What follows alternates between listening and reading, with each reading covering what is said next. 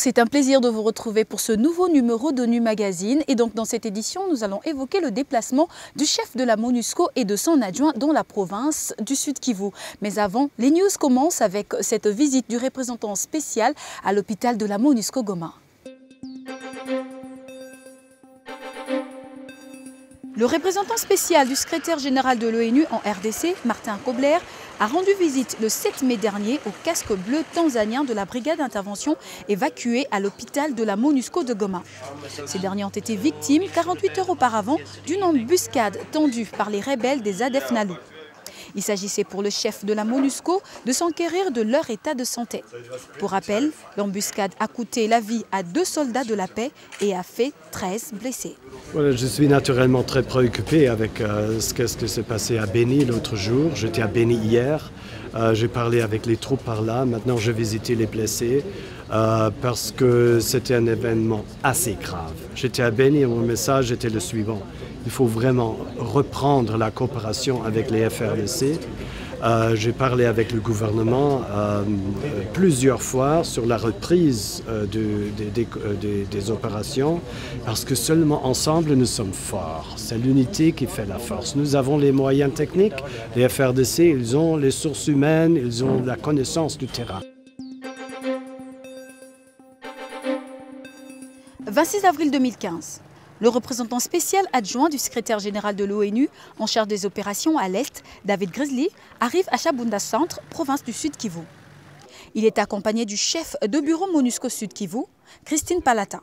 Sur place, le numéro 2 de la MONUSCO rencontre l'administrateur du territoire, les responsables militaires, ceux de la police nationale congolaise et les membres de la société civile.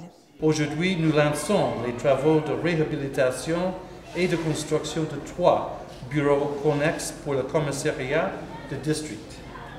Ces bâtiments devraient permettre d'améliorer les conditions de travail de l'État, accroître la confiance de la population dans les services de police et étendre l'autorité de l'État. Plusieurs autres projets de même ordre sont envisagés. Peu après, David Grizzly procède à la pose de la première pierre de réhabilitation et de l'extension du commissariat du district de Shabunda. Le territoire étant retenu par le gouvernement et la communauté internationale comme zone prioritaire de stabilisation dans le cadre de la stratégie internationale de soutien à la stabilité et du STAREC, il doit être un espace de stabilité et de paix. Je crois que ce qu'on voit ici est très important dans ce sens, cette collaboration.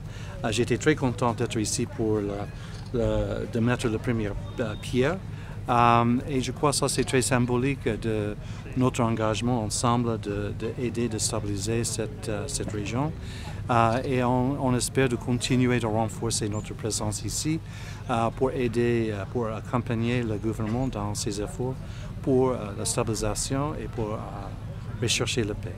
À noter que les travaux de construction du bâtiment dureront 2 mois et rentrent dans le cadre des projets à impact rapide financés par la MONUSCO. 48 heures plus tard, soit le 28 avril, le représentant spécial adjoint du secrétaire général de l'ONU en charge des opérations à l'Est, accompagné du chef du bureau de la MONUSCO Nord-Kivu, Daniel Ruiz, était dernier au gouvernorat de la province du Nord-Kivu. La visite du numéro 2 de la MONUSCO, qui se veut de courtoisie et de prise de contact avec l'autorité provinciale, a été mise à profit pour partager les défis à relever pour consolider la stabilisation de l'Est de la RDC. On est en train de discuter quels sont les défis, c'est ce qu'on a discuté avec le gouverneur. Nous sommes ici, comme vous le savez déjà, pour la protection des civils et pour la stabilisation. Donc on veut travailler dans ces deux sens, de voir ce qu'on peut faire pour augmenter les deux. Et on va rester en étroite collaboration et contact avec le gouvernement dans ce sens ici dans le Nord Kivu. Donc pour moi, c'est un début.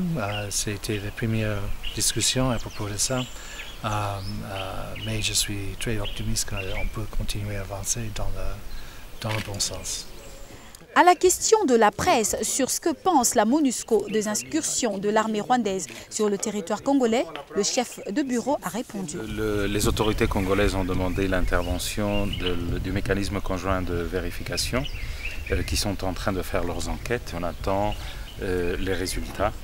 C'est le mécanisme plus adéquat pour faire ces vérifications. Ils sont précisément ici pour ceci et ils incluent tous les gouvernements de la région. On attend donc le résultat pour ne pas tomber non plus dans le jeu des rumeurs. En bref, la résolution 2211 du Conseil de sécurité de l'ONU, adoptée le 25 mars dernier et qui renouvelle le mandat de la MONUSCO, a prévu une réduction d'effectifs militaires de 10%.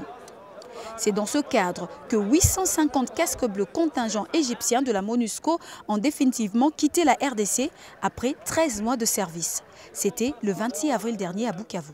Et pour terminer, voici notre rubrique Est-Éco à présent.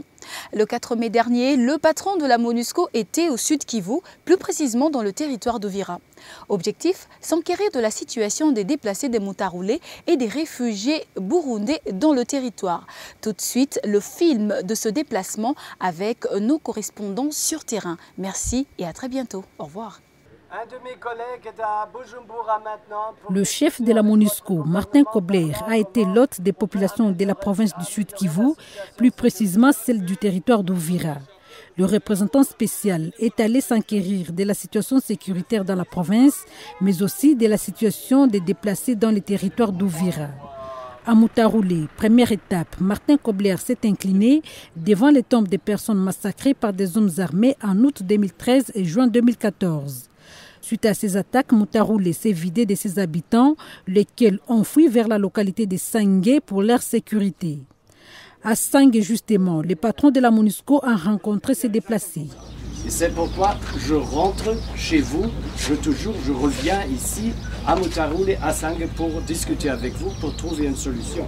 À l'agenda du patron de la MONUSCO, il y avait aussi un échange avec les femmes membres du comité local de protection. Ces regroupements des femmes s'est particulièrement illustré dans la prévention des conflits. Voilà, je m'occupe particulièrement avec le suivi du massacre de Mutaroulé parce que je me sens un peu responsable pour ça parce que la MONUSCO n'a pas réagi. Et je me suis excusé et j'ai pris la responsabilité, c'est pourquoi c'était la 3e fois maintenant. Le problème est que les déplacés internes n'ont pas confiance de rentrer à Mutaroulé parce qu'ils disent la sécurité n'est pas garantie, nous avons nos soldats par là, les FARDC sont par là et je suis en contact permanent. Mais je suis très très enthousiasmé par la réunion avec les femmes parce que les femmes, ils ont réuni toutes les communautés et ils discutent entre eux. C'est pourquoi si on laisse la politique la moitié aux femmes, alors ça marche beaucoup mieux. Le patron de la MONUSCO s'est ensuite rendu à Uvira, où plus de 7000 réfugiés sont arrivés du Burundi voisin. Dans une interaction avec ces Burundais au centre de transit du HCR à Kanvivira, ces derniers ont fait part au chef de la MONUSCO des problèmes qui les assaillent.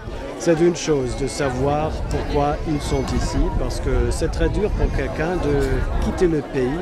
On a des familles qui sont mortes dans le chemin entre le Burundi et ici.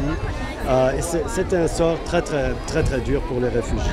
Deuxièmement, nous avons des collègues ici, le HCR, qui travaillent avec eux pour avoir peut-être un cantonnement, mais peut-être aussi une solution au dehors d'un cantonnement, de vivre parmi la population dans les familles. C'est discuté maintenant avec le SNR, le CNR, avec le Comité national des réfugiés, qui joue naturellement le rôle principal, parce que c'est le Congo et ce sont des solutions congolaises aussi. C'est pourquoi le gouvernement, le Comité des réfugiés, ils sont en charge de le discuter avec nous et nous pouvons le financer.